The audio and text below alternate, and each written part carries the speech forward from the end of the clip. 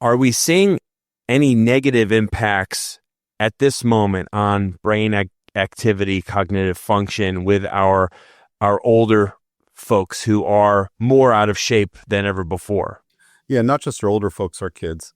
Excess body mass, excess adiposity is probably a better way to put it. And in particular, visceral adiposity, more than just subcutaneous adiposity, is related to changes in brain function and changes in cognitive and academic outcomes.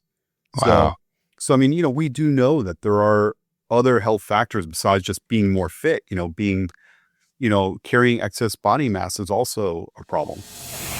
We believe that you are strong by design, and you were made in God's image to have a strong body, mind, and spirit. You're listening to the #1 Strength and Health Authority podcast in the world. So let's get ready to unlock your potential and transform your life in today's episode.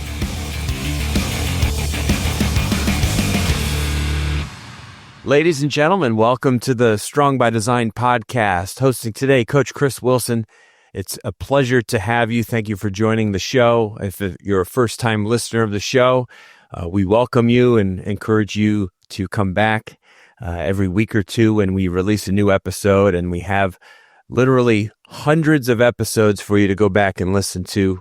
The show has been live now for over 7 years, and it's still fun for me. Still, it's amazing how we continue to find extraordinary guests and just to keep the conversation going about all things strong by design. And if you're a return listener, we welcome you back. Thank you for supporting the show. If you haven't already, hit 5 stars and leave us a review. We'd love to hear about your experience with the show, past guests that you've enjoyed, past conversations. Or let me know what you truly think about me. That would be fine too. Any feedback is welcome. So thank you so much. So excited for our guest today, Dr. Charles Hillman, or Chuck, as I will be referring to him for the rest of the show. But I want to set him up properly because he came on the scene for me several months ago when I was doing research for a TEDx talk I ended up doing up in New Albany, Ohio. And he was kind enough to say yes to me using an old circulating brain scan image that he produced a long time back. And so I reached out, and he was very courteous and quick to get back to me. And I just thought, you know what? He would be just such a great guest for the podcast because I love talking about all things brain related. Dr. Charles Hillman is a well-respected researcher in the fields of cognitive neuroscience, exercise science, neurocognitive kinesiology. His work is primarily exploring the relationship between physical activity, brain function, and cognitive function, cognitive performance, especially in children and older adults. He's formerly at the University of Illinois, where he co-directed the Body and Brain Lab, and is currently a professor at Northeastern University. You can see his wonderful backdrop there up in the Boston area. And he's known for using neuroimaging techniques like EFG and MRI to study how exercise influences brain structure and function. And one of his landmark studies showed that physically fit children have a bigger hippocampal volume and perform better on memory and tasks, on memory tasks. So, just an honor to have him here today based on the work I've been doing privately and just learning everything I can kind of get my hands on when it comes to movement and its impact on our brain. And so, Dr. Hillman, or Chuck, thank you so much for joining us on Strong by Design today. Yeah, thanks for having me, Chris. This is great. It's a long time coming for me because we corresponded a few months ago, and I've just been waiting for the opportunity. So I just so grateful for you. And I want to know what first captured your interest in the brain and how movement of the body impacts our brains and our cognitive function, because that's obviously kind of a specialty. It's not something you just happen into. I'm sure there was some moves that you made in your early part of your career to kind of get you into this path. So if you could maybe talk about that a bit. Yeah, sure. Thanks, Chris. I appreciate you taking the time to have me on today. I'll keep it brief because like a lot of us in our early 20s, we're just kind of chasing things that make us excited, right, and motivated. And so, at the time, I did my undergrad at the University of Miami, go Canes, and we, there I was a psych major, and like a lot of people, I started out biology pre-med and took one class. It's like, no way, I have no interest in this, and happened along, found psychobiology, and thought, wow, this is awesome, and went back and had to take Psych 101, kind of your classic intro to psychology. And I was like, oh no, this is terrible. And I didn't know where I was going. And so along the way, my father, funny enough, was a Harvard professor and studied completely different area, molecular genetics. And got tired of Boston winters, went up to University of Florida, and ended up at UF in the summer working with someone he had met. Sorry, I was just closing out my email there so it doesn't ding. And this guy, his name is Peter Lang. He studied fear and anxiety. And, coming out of like the psychobiology interest, what really captured me is that he wasn't just, asking people how scared they were or what made them fearful.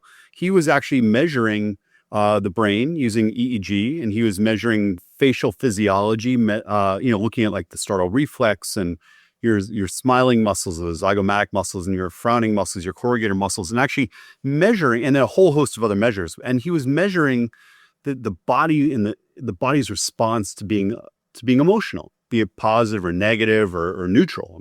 And so I did that for a while. I went back to Miami. I graduated. He offered me a post-bac job as a lab tech. I went up there, and I always thought I was going to be a clinical psychologist. But I was really getting into this fear and anxiety stuff. But at the end of the day, I would bust out of work as soon as I was done for the day, and I'd go hit the gym, hit the basketball court. I was playing softball leagues. So I was just a really active guy. I grew up a good athlete. I played a lot of sports in high school, and I still, play hockey 3 days a week and ride my mountain bike and do all that stuff. So it was just very important to me, still lift weights even in my 50s. And so what happened is along the way, I met another one of my dad's friends, this guy, Bob Singer. Bob Singer was probably one of the most prolific sports psychologists of his generation. And this is a guy who, like, during the Cold War was giving lectures in Cuba, a really amazing guy. And he basically looked at me and said, like, what the hell do you want to go be a clinical psychologist for? He's like, you want to be a sports psychologist. That's a thing? Like, are you kidding? And so I literally stopped submitting my applications to clinical programs. I had gotten a few of them in, but like just stopped on right then and there and submitted to University of Florida's exercise science department. And between the two of them, Bob Singer and another guy named Jim Kura, who ended up being my mentor, and then Peter Lang and another guy named Bruce Cuthbert, they kind of worked in teams there. I got to study the psychophysiology of sport. And in that day, we fit it into emotion. So my first work was on the psychology of sports fans. And actually, I'll have to dig for a minute while I talk here. But actually, here you go. I ended up on the cover of Sports Illustrated for my master's thesis. And so, after a couple of years of that, I kind of decided I wanted more of a public health spin to my work. Studying sports fans was fun, but that wasn't the public health piece I needed. And I ended up at the University of Maryland working under a guy named Brad Hatfield, one of the first guys to introduce EEG into the field of sports psychology. And so his piece was that he studied performance. He was interested in elite marksmen. Good Canadian boy, had no interest in firing a gun, and probably I don't think he ever had. But marksmen have to hold very still to shoot, and they literally shoot between heartbeats and all that kind of stuff. And so it's a perfect model to study the brain, where you can't have a lot in that day. You couldn't have your head sloshing around a lot. And so he was talking about attention states and sustained attention, all these things that we need in sports. and showing differences between expert and novice and elite and super elite marksmen. And so I took that and that experience, and he had a pet area that I really developed, which was physical activity effects on the aging brain. And so I used all those tools and all that experience I got, but was really interested in this public health piece of going after, what's it mean for the average person? Is physical activity, we know it's good for the heart, we know it's good for the muscles, we know it's good for the lungs, but is it good for the brain? And so that was my first project in older adults. And I got an NIH fellowship along the way, as a student, and that allowed me to take a job at the University of Illinois. And my lab there, which was the neurocognitive kinesiology lab, developed a program research in physical activity effects on brain. What was interesting about that was that those are the real formative years of that field, and we were all at Illinois. So separate from me, there was a guy named Art Kramer who was doing this in older adults, along with another guy named Eddie McCauley, who to this day is they're both dear friends of mine and good colleagues. And I kind of had a different interest, and so I had you had the three of us, and there's another half dozen people all studying this area at Illinois all at the same time. But I was the only one who kind of gained this interest in chasing after early intervention. And so I got interested in kids. Wow. And this is late 90s, early 2000s? So like I took my first job at Illinois in 2000. Wow. And so, this idea that, I thought it was so cool to see how you have the brain is in the state of decay with age. Healthy decay, but decay nonetheless. Yeah. But, you could exercise and you'd see differences in structure and function of the brain. But it always bothered me. I just never understood why we waited till someone was 60, 65 years old to tell them, hey, this is good for your brain.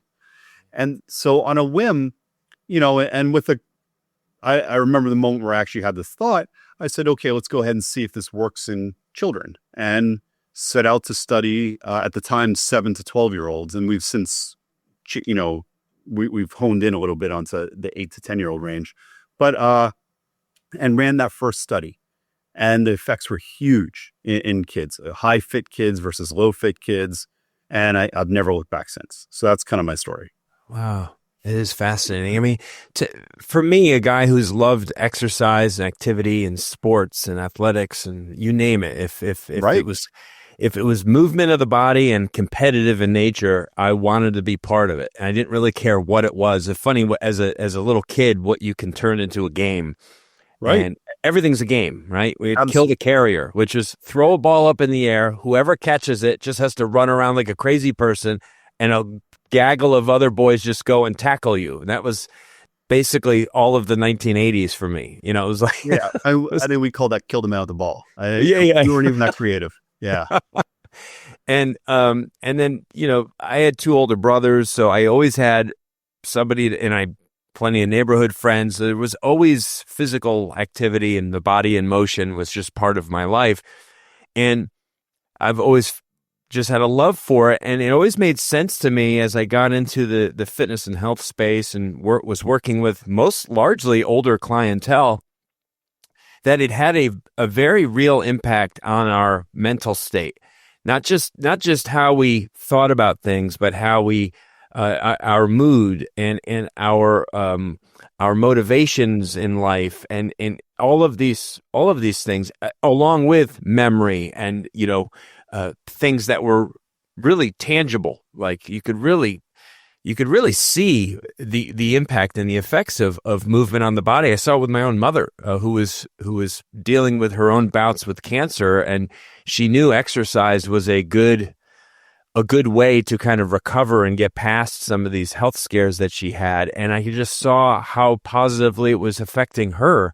And so everything that you just said, I love it. But what can you say more specifically maybe about how well our brain ages based on our activity as children?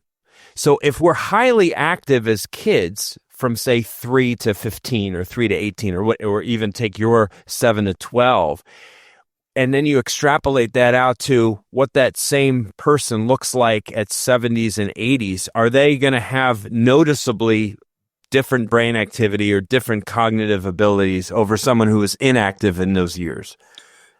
Yeah, that's a really good question, Chris. I mean, the easy answer for me to say to you is we don't know, right? I mean, no Okay. one's done the research to follow people, right, over the course of a That lifespan. long, yeah. However, my inclination is to say no, it won't benefit you. But with a caveat, right? So, I mean, I think the brain is like any other muscle. I mean, if you bench heavy and build your chest out in your teenage years into your early 20s, and you're really producing a lot of testosterone and going after it, and you don't do it again after the age of 25, what's your chest look like at 70, right? Right. It's a use it or lose it thing. And I think the brain is the same way. But having said that, there is a theory in the field called, brain reserve or cognitive reserve. And the idea is that, you build up your baseline, your reserve early in life. And that when you fall later in life, even if you're falling the same amount, you started at a higher level, right?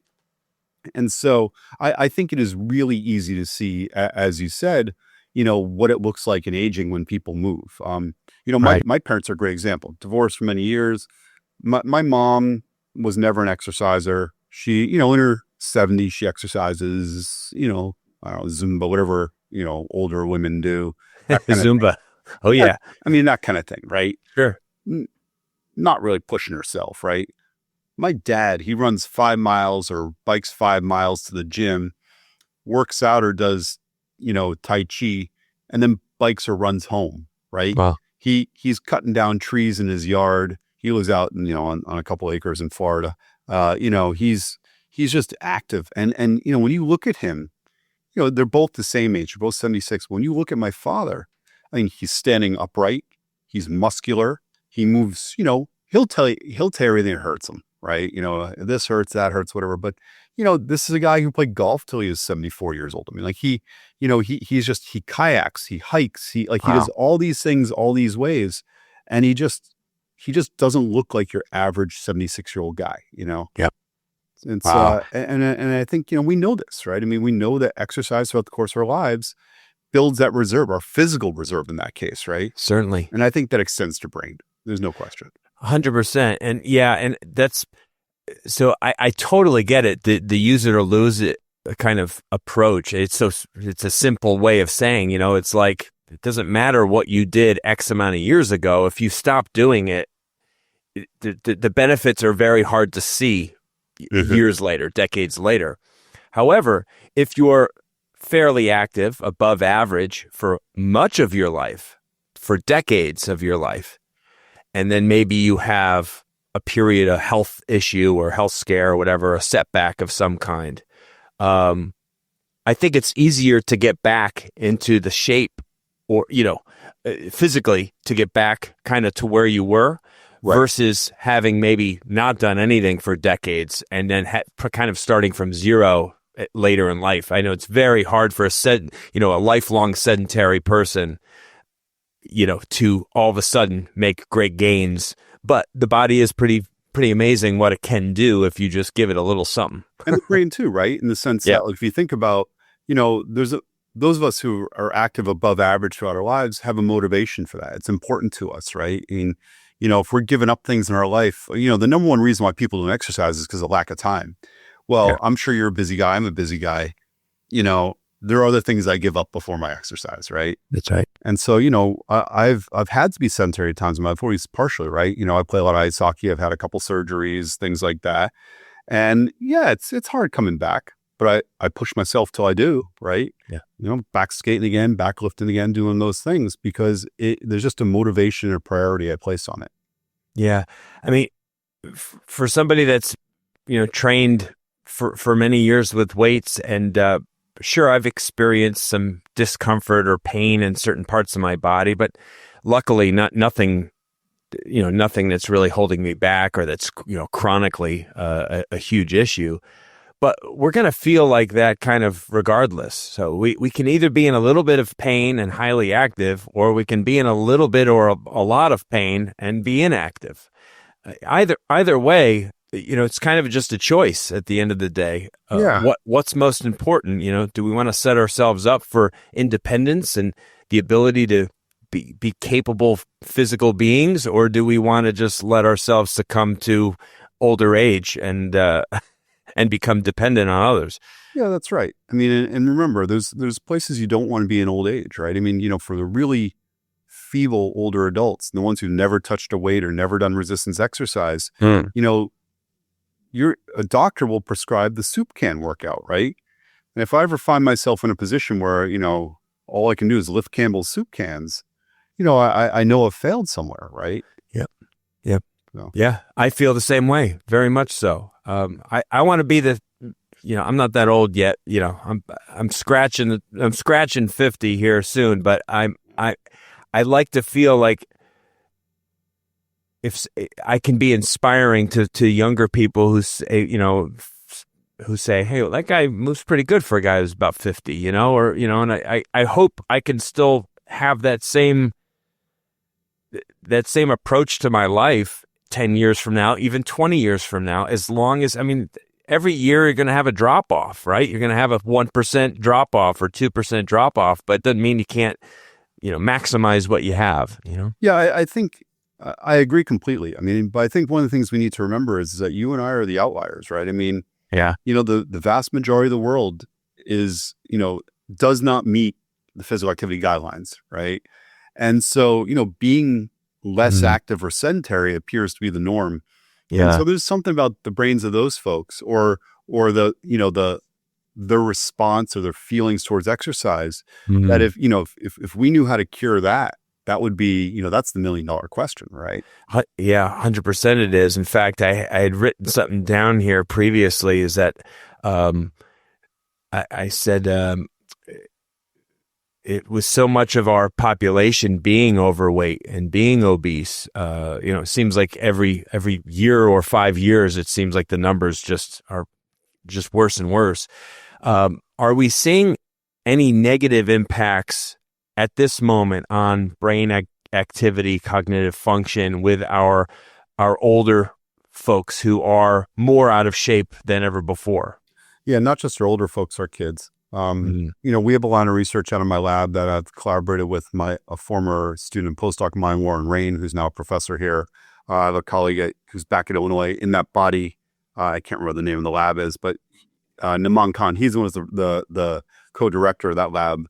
But and he's a nutritional neuroscientist. And, we've basically shown that, excess body mass, excess adiposity is probably a better way to put it. And in particular, visceral adiposity, more than just subcutaneous adiposity, is related to changes in brain function and changes in cognitive and academic outcomes. Wow. So we do know that there are other health factors besides just being more fit, carrying excess body mass is also a problem. Yeah. And for those listening, visceral adiposity, I think I'm saying it right. Yep. Adipose tissue, adiposity. Visceral is the fat surrounding our organs, correct? The deeper level of fat. In our visceral cavity, right? Yep. In the belly, in the abdomen. Yeah. Abdomen. The subcutaneous being kind of just like the fat that's at the surface level. Yeah. So yeah, it is fascinating to me. Well, in the land of abundance, it is harder and harder to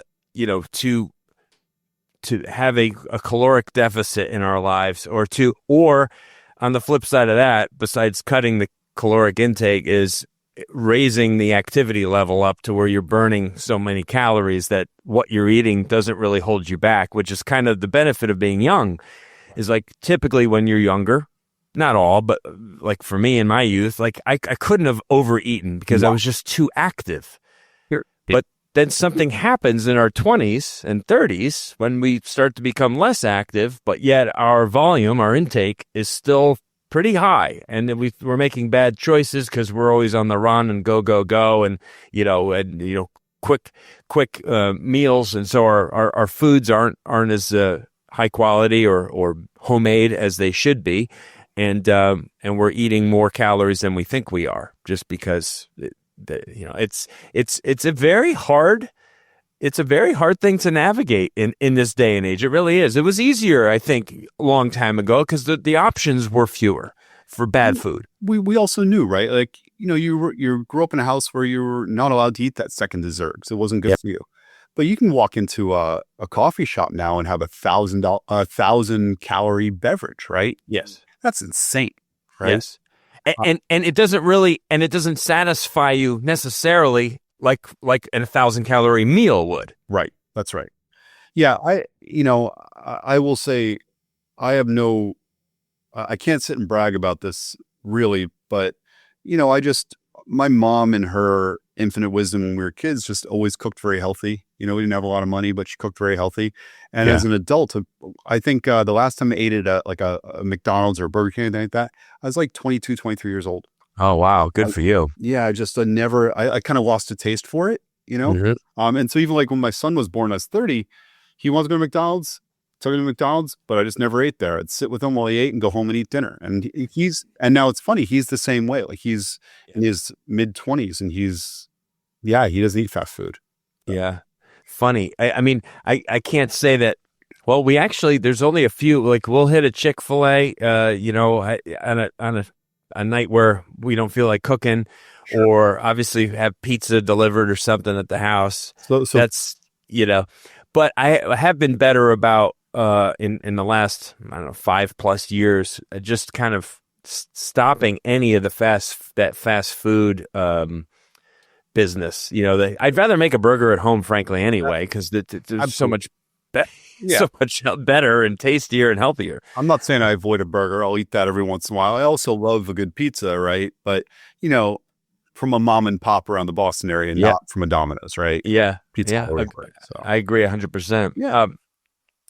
Something else that I've, struggled with, but something I've thought about that's bothered me over the last 20 to 30 years from what I can tell, and I'm not in all the school systems throughout our country. I'm only familiar, obviously, with the school systems that I've seen my children through. But I feel like there's and maybe it's gotten a little bit better recently, but I feel like there was a lack, certainly in the 90s and early 2000s, a lack of emphasis on physical education and physical activity in elementary, junior high school, and even in the high school, even with things like recess. Yep. And I always found that to be a highly valuable part of the day for children because they need a physical release, and to have them sitting still for 6 to 8 hours at a time does not seem smart to me. And you got these educated people that are highly intelligent, yet they're frustrated that the kid won't sit still in his seat. And it's like, well, what do you expect? They're 7. They need time to go outside and run around for a little while. They should have 2 recesses. So, yeah. I mean, I think one easy thing to say to you is that we expect things of children that we can't do ourselves, right? I mean, right. I'm sure if I went back and watched this video, it would be nuts to see how much I fidget around my chair. I'm not a gum chewer, but chewing gum actually has been related to increasing attention in some cases, right? Just this idea of taking micro breaks. I mean, I sit at my desk a lot more than I probably should. I get tired, and sometimes I'll get up and take a walk through the halls of my building. Other times I'm going to sit and I'm going to take a look at ESPN or follow a couple of my favorite teams or whatever it is, and take these micro breaks. But we expect children to sit in a chair 6-7 hours at a very young age, 2 feet on the ground, no fidgeting, paying attention to teacher. And what do? We've taken away, movement, basically, be it physical education or recess, which have similar and separate importance to their lives. Yeah. Taken away music, we've taken away the arts. We've taken away all the things that allow kids to be, creative and improve in their lives and in their schooling away from the classroom. Yeah. What's nuts to me is that if you go look through the entire literature, and I've written reviews about this. If you go through the entire literature on the relationship between physical activity and academic outcomes, there are 2 conclusions. Okay. One is that more physical active kids or more fit kids or whatever, more kids who exercise more, however you want to classify that, they perform better in school. Okay. Now, I'm not saying it's causal, but there's a relationship there. The other is that there's no relationship whatsoever. So the more active or the less active you are, there's no relationship. That's also a win, because what you have is you have a more physically active child at no cost to educational attainment. So nowhere in the literature is anyone reporting that more time spent being physically active is relating to lesser academic outcomes. Right. Correct. Right? Yeah. Yep. So the reason for this is a number of things. There's been cutbacks, right? School districts are forced to deal with more students than ever before per classroom.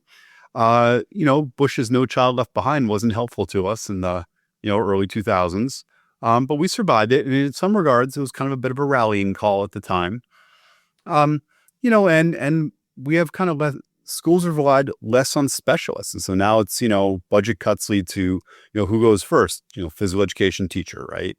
Who teaches PE? The homeroom teacher, if they care to, right? What do? They roll out the balls and say, go at it, right? Which is not what physical education is.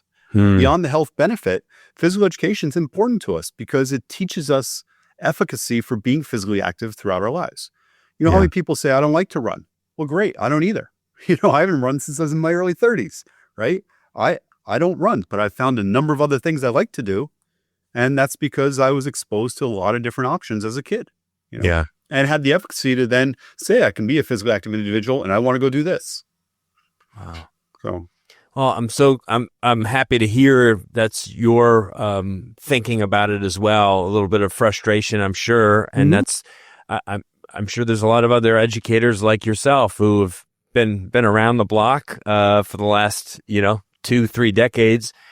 And it's just kind of an unfortunate side effect of funding and other things. But I'm sure if you asked anybody directly and said, is physical education, physical activity important to child development, complete kind of thorough development, I think anybody would say, of course. Yeah. Just as art is, just as chorus or some of these.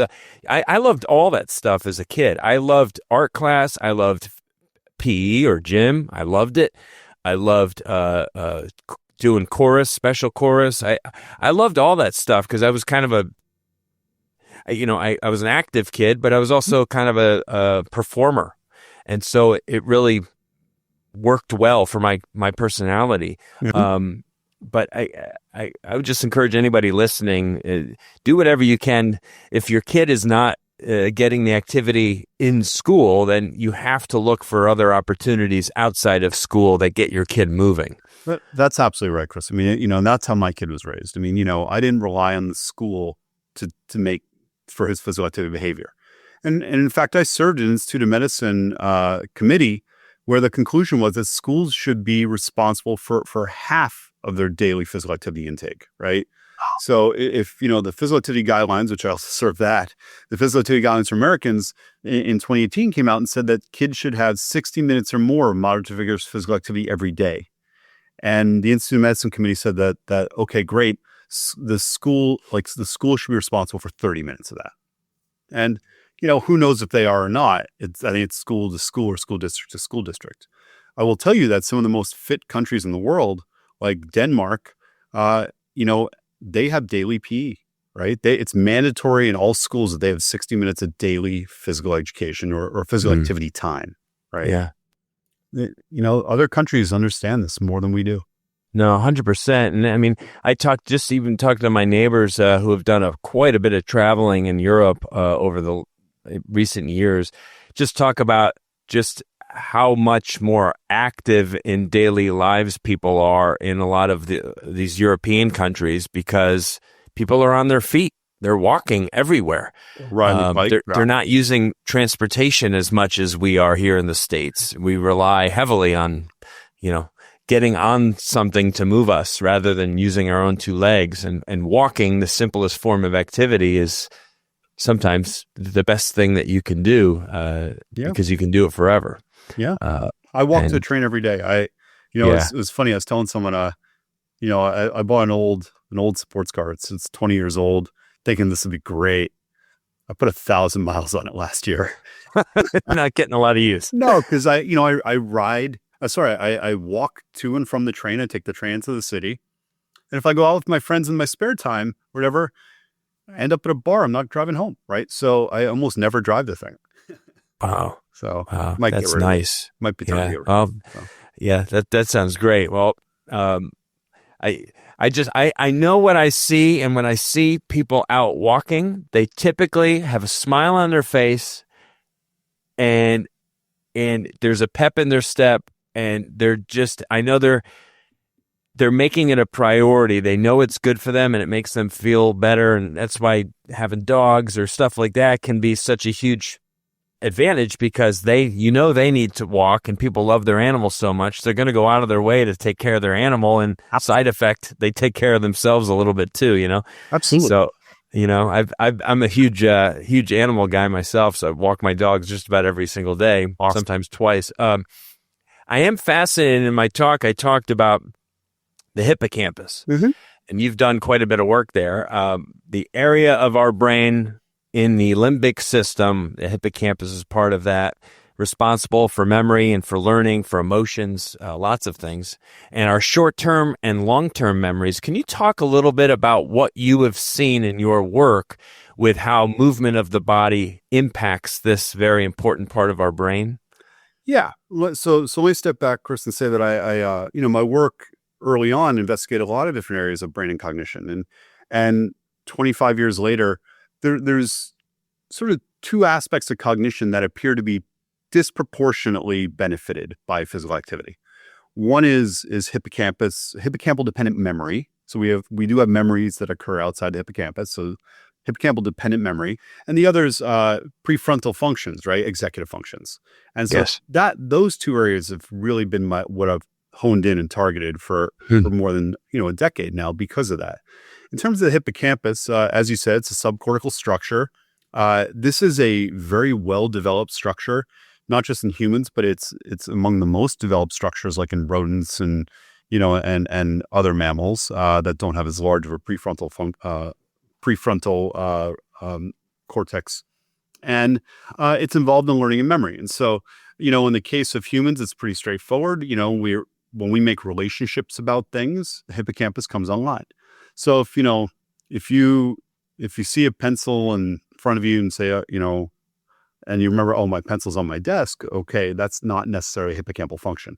But if you say, when I was talking to Chuck, he had this really cool wooden pen, right? You might one day happen into a store and find a wooden pen and say, aha, I remember where I saw that. Chuck had that wooden pen, right? So you've formed a relationship between me and the wooden pen. And so that is an instance where hippocampus comes online, and it's a dependent form of memory. Super important for animals, right? Like, because when you're that cute and fluffy rodent or a cute and fluffy bunny, let's say, which I guess is also a rodent, right? I think so. I don't know. I don't study animals. It's in that family. Yeah, Anyway. it's somewhere around there, right? Fluffy and small. Yeah. Yeah. They gotta bounce around. They gotta know where food is. They gotta remember where it's safe to be, like where their house is. They gotta remember where the other cute and fluffy, rodents are, because they want to procreate.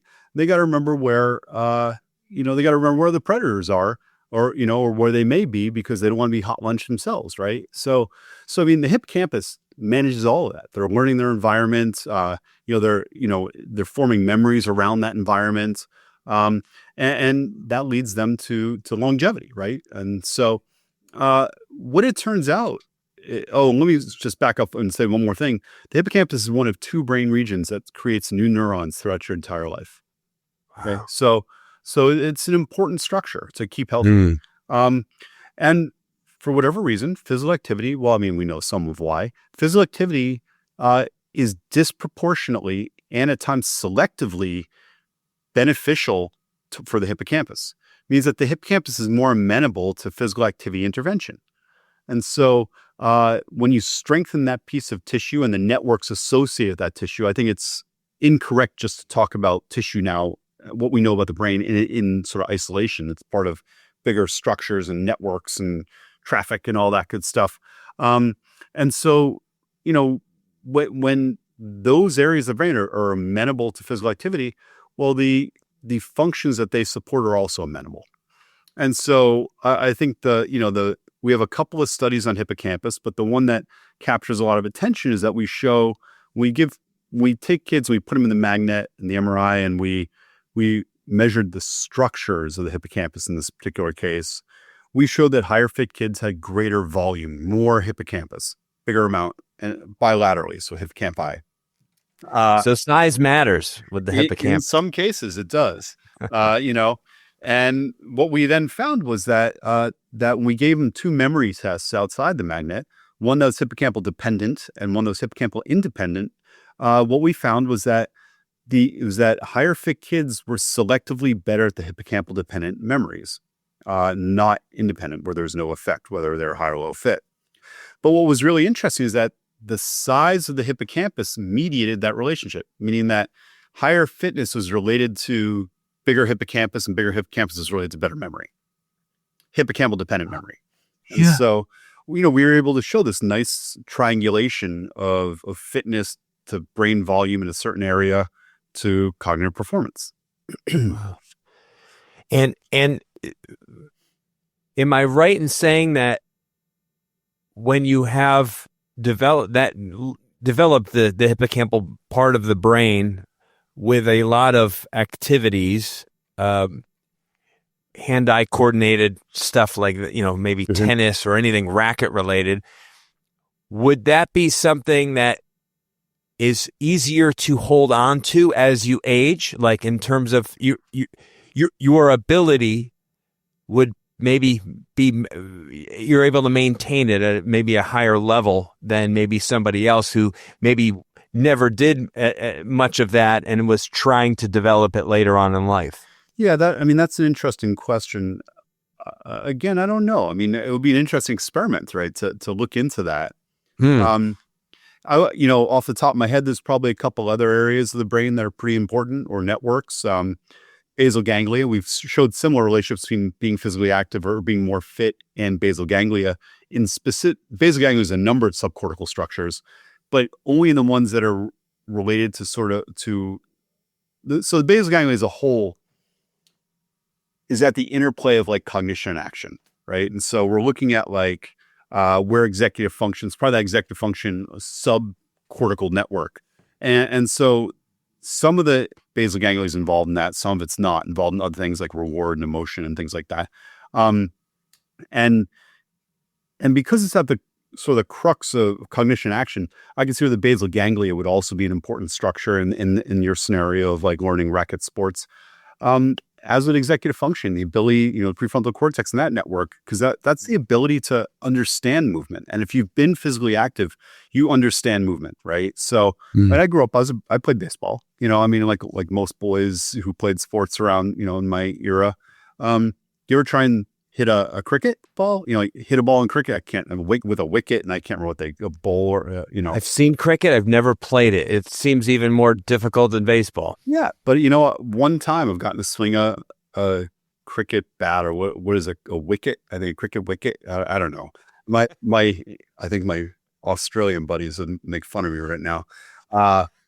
But I was actually able to hit the ball, right? And I developed hand-eye from another sport. There's transfer, right?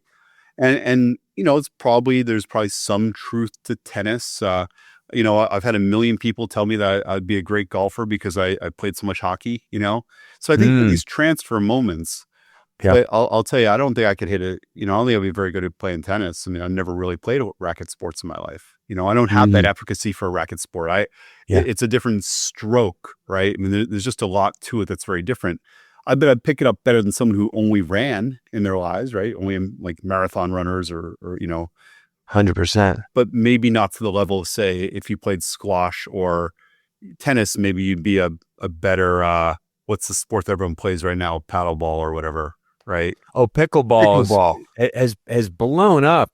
In fact, we did, just a few months ago, we had one of our quarterly planning meetings where all of our team kind of comes together for a week, and we have meetings, and then we have a fun day. And we went to a local in Tampa here, a local pickleball center. That's a big, huge area with courts everywhere. I don't know. It must have 20 courts at this thing. Hugely. And all of them were busy. And this is middle of the day on a Thursday. And the place is packed with people who, I don't know, took the day off, or it's their lunch break, or they're retired, or whatever it is. But it was the busiest place going, and we had a blast. I've the good side is I've heard that's everywhere, particularly with older adults. Yes. And in fact, one of the anchors at a mall here in Boston, outside Boston, shut down, and it's become indoor pickleball courts, like with I'm sure, and all kinds of stuff. Oh, I'm sure and I'm sure it's doing great, because this sport has exploded. Because there's this tennis is a pretty popular sport in this country. It is globally, but it's pretty big, especially down here in Florida. I was actually the GM of a tennis and fitness center for several years, and we had 7 tennis courts at the facility I managed, and I played tennis every week. So I have a real love for tennis, always have. So pickleball felt like just as a natural. There are differences to it, certainly. The ball, the paddle, the size of the court, the area you can't hit the ball into on the serve. All these. There's different elements, but there's a lot of similarity. And I very quickly just became a pickleball player. Like it wasn't a stretch, too much of a stretch for me.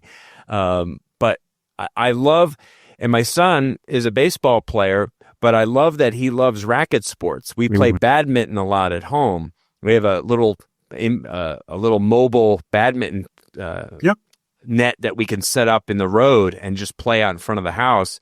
And he's quite good at it. But I feel like, geez, that transfers over very well to baseball, or to any in terms of hand-eye coordination, and will serve him well, as will most crossover sports. If you're good at one thing, do other sports, because they will benefit you in that other sport. Everything kind of has that transfer and that benefit. And I think how we train, this is the cross-training piece of it, right? One of the problems with American youth sport now is that we got specialized so early. I've lamented, my son got really good at hockey when he was a little too young almost, right? Because he had to give up baseball to play hockey in the dead of summer, right? Yep. And, he's on traveling teams, and, we're carting him all across the U.S. to play and things like that, up into Canada. And, and so I actually found for a while some track and field, because that was a way to cross-train on days, private coach who could just work on his mechanics of running and lifting and all those things. But that guy eventually moved away, and there wasn't anyone else who I felt was actually worth his time. And in the small town we were in, but I actually came across a boxing gym. My dad was a boxer in his youth.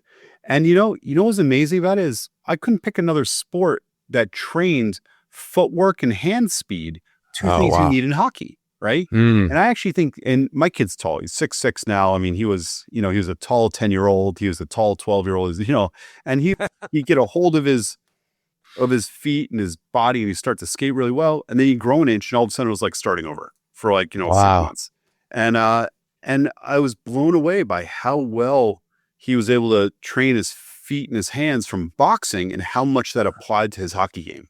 Wow. And I would never think that, but as you talk about it, it makes perfect sense. Absolutely. I would have done it.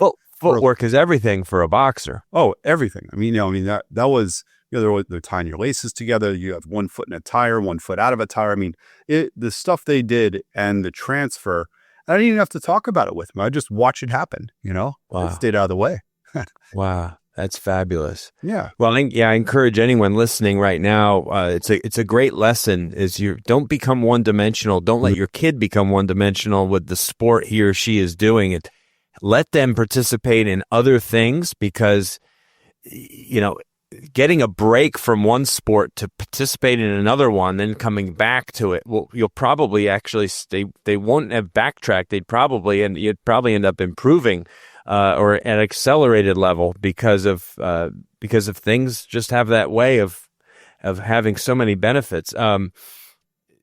So getting back to one other area that I wanted to talk about, because it's something that I feel is really important to our listeners, is I know there's people that when they're in their 30s and 40s and 50s, when they're having children, and they can no longer really be selfish. Mm-hmm. It's a time of life, a season of life, where we have to devote a lot of our time, as you did, Chuck, to your son And sometimes we do a bad job of taking care of our own physical needs. Yeah, sure. And so we kind of put those things away maybe for 20 years.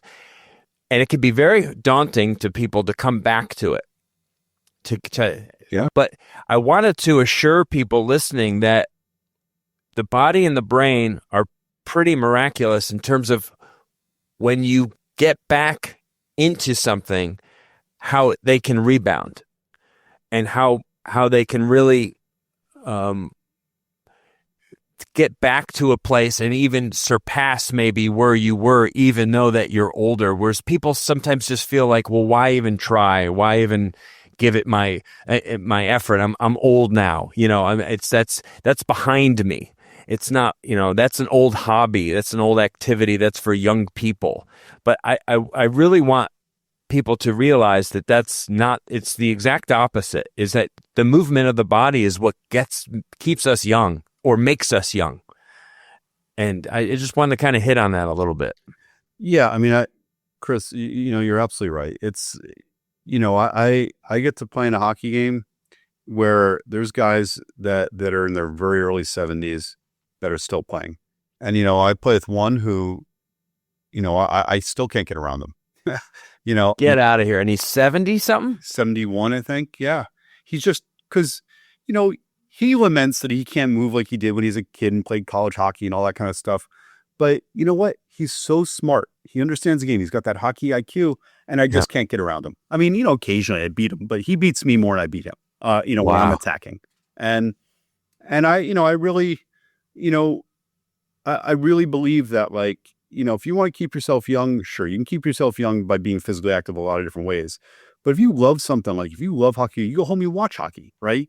You come to the rink and you have goals for yourself and you want to do this and you're motivated. And those things keep you young also, right? They keep you wanting, they keep you striving.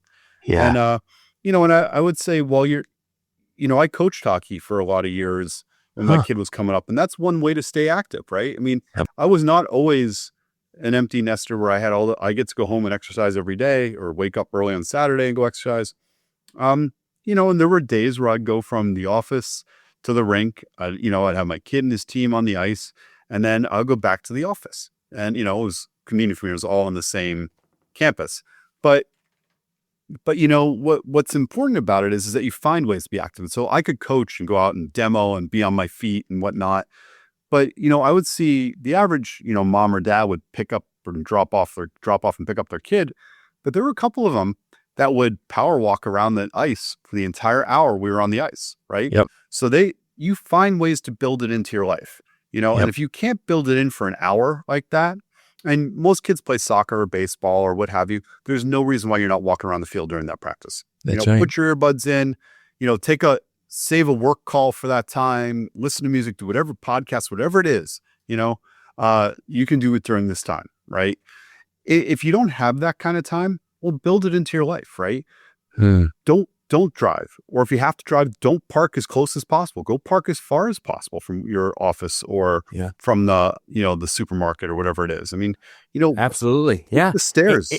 And you won't get dings on your car from the shopping carts or someone parking too close to you. If you park further away, no one's out there anyway. There you go. You get double benefit. There you go. Right. Yeah. You get the extra walking and the less scratches on your vehicle. No, I mean, I wanted to drive home that point of if anything, ramp up your physical activity, find a way to be more active when you're older. And I just know when I was surrounded by so many men and women 60, 70 plus, when I was managing the tennis and fitness center and working with adults one-on-one, that it gave them such meaning and purpose and increased independence. And when you can do things for yourself later in life, there's a pride a healthy pride that you have about yourself and your life, that you're not requiring other people to do so much for you, that you can still do for yourself. And that's in large part due to movement and daily activity and hobbies and getting back to doing things you loved when you were young. I mean, you love hockey from when you were a young person, and here you are still doing it and loving it and still getting beat by a guy older than you, and being inspired. And so, no day soon will you be giving that up. No, definitely not. I'd also say it's important that, you think about it from the direction of, it gives you a way to communicate with your kids too, right? You can, to be physically active as a family is great, right? There's, you're an important role model in that case. I mean, it's very clear my physical activity behaviors are those of my father, right? And, I hope that those get passed on to my kid over time too, right? Yeah. Wow. And to do it together, it's family time, right? Yeah. And it's something you can do with your spouse. I mean, my wife and I, we don't do any physical activity together till we moved back home to Boston. And now we hike together up in New Hampshire and places like that. Oh, that's great. We've had to hike different. I've had to slow down, speed up a little, I have longer legs, but we get there, It's funny you say that because that's my other favorite activity, is hiking. Family trips and, down here in Florida, going to the mountains for us is North Georgia, North Carolina.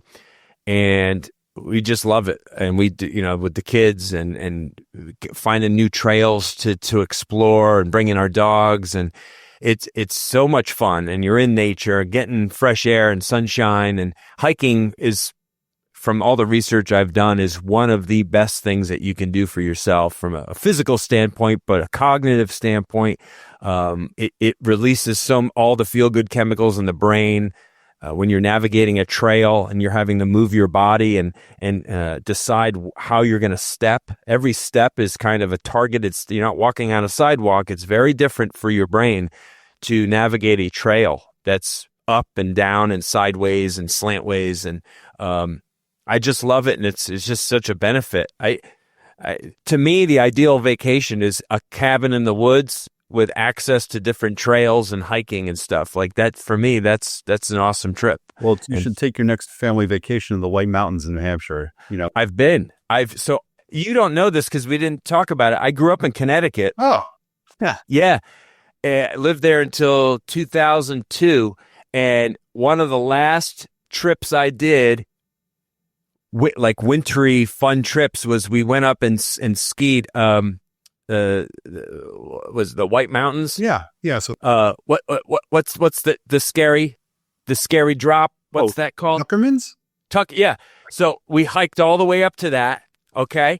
I'm with guys who were like pro level skiers. I wasn't that much of a skier growing up, but I dabbled. So these young guys that I was with, they, younger than a couple years younger than me, but whatever. So we hike all the way up. The only way to get there is a hike. There's not there's no lift. You have to hike your way up to the top of Tuckerman's Ravine. And I got about halfway up and then dropped in about halfway up, maybe a little bit more than half, where some of these guys, they went right to the top. It was a windy, crazy day, and they still did it and dropped in. But I'll tell you, man, that scared the heck out of me. Like, it's not for the faint of heart. No, it's a 100-foot drop. People died. People died on it last year. So actually, it's funny. I have a cabin that's maybe 2 miles from Tuckerman's Ravine. Oh my goodness! But it's directly across the street. So Tuckerman's Ravine's on the way up to Mount Washington, right? It's part of the whole trail. But right across the street is Square Ledge, and that's like a 15-minute hike to the most beautiful view of Tuckerman's. And oh wow! I'll sit up there really. Last week, this week, about this time of year, because the way the sun hits, that's the last place in New Hampshire that really has snow. So people do a lot of spring skiing there once all the winds have died down. But I'll sit on Square Ledge and just watch people drop down out of that. Oh my goodness! I'll never ski that.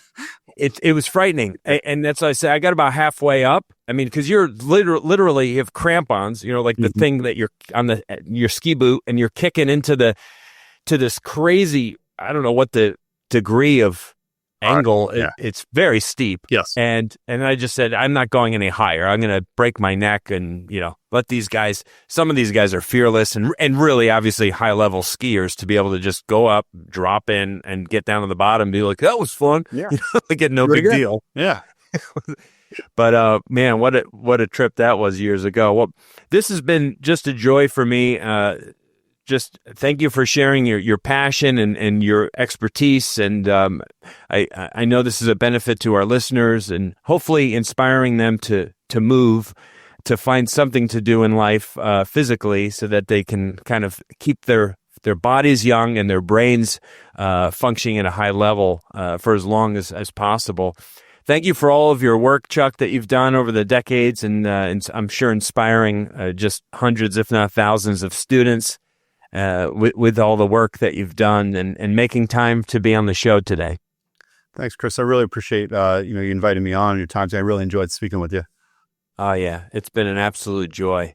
Thank you, listeners, for joining the Strong by Design podcast. Again, please go ahead, leave a rating or a review anywhere where you're downloading the show. We encourage you to share this episode with friends or family members who maybe need a little bit of inspiration to move more in life and to keep their brains functioning at a high level. And we're just so encouraged by you, and thank you for coming back every single week and enjoying the show. We'll talk to you again really soon. God bless. Thank you so much for listening to the Strong by Design podcast. If you found value in today's episode, please subscribe so that more people can find out about our show.